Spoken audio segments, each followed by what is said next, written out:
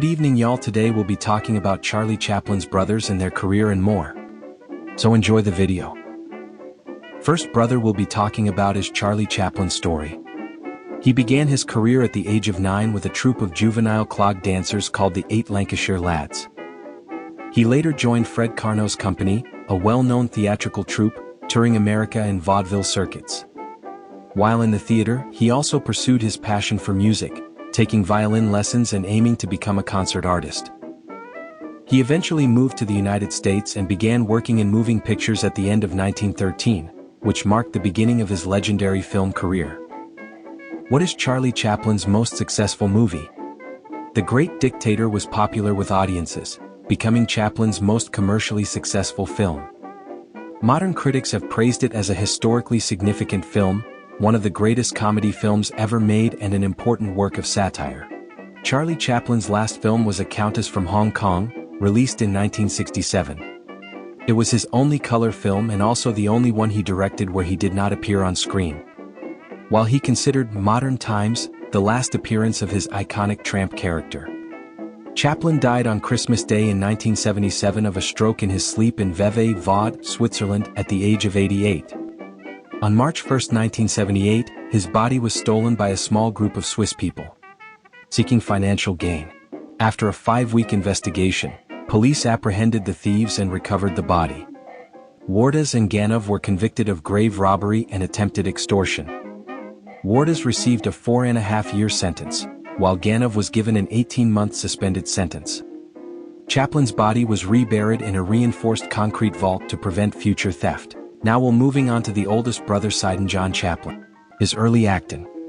Sidney Chaplin began his acting career in 1914 with Keystone Studios, appearing in numerous silent comedies. He later worked with his brother Charlie Chaplin, appearing in films like A Dog's Life and Shoulder Arms. He appeared in several of his father's films. His most notable role was in Limelight.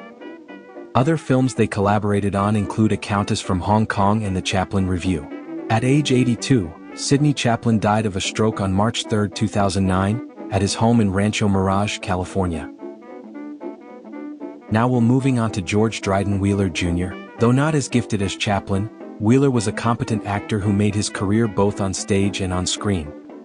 He became a permanent member of the Chaplin Studios in 1939 when he was appointed assistant director of The Great Dictator. He was later promoted to associate director for Monsieur Verdoux.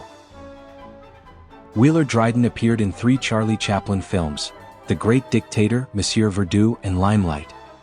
He also worked as an assistant director on The Great Dictator and Monsieur Verdoux. In Limelight he played a supporting role as a doctor and a clown. The son of Hannah Chaplin and Leo Dryden, Wheeler Dryden was taken away from his mother as a baby by his father. He was touring India and the Far East as a vaudeville comedian when he first learned from his father that Charlie Chaplin was his half-brother. After trying for years to contact Charlie, Wheeler finally joined the Chaplin brothers and their mother in the 1920s.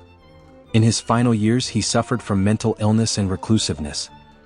His difficulties were exacerbated by aggressive FBI inquiries into his brother's politics, during the period of increasing anti-communist actions by government and Hollywood studios in the U.S. Dryden died in Los Angeles in 1957. Anyways, this is the end of the film. If you want more content, like and subscribe and comment. Bless to the 3 actors who work hard.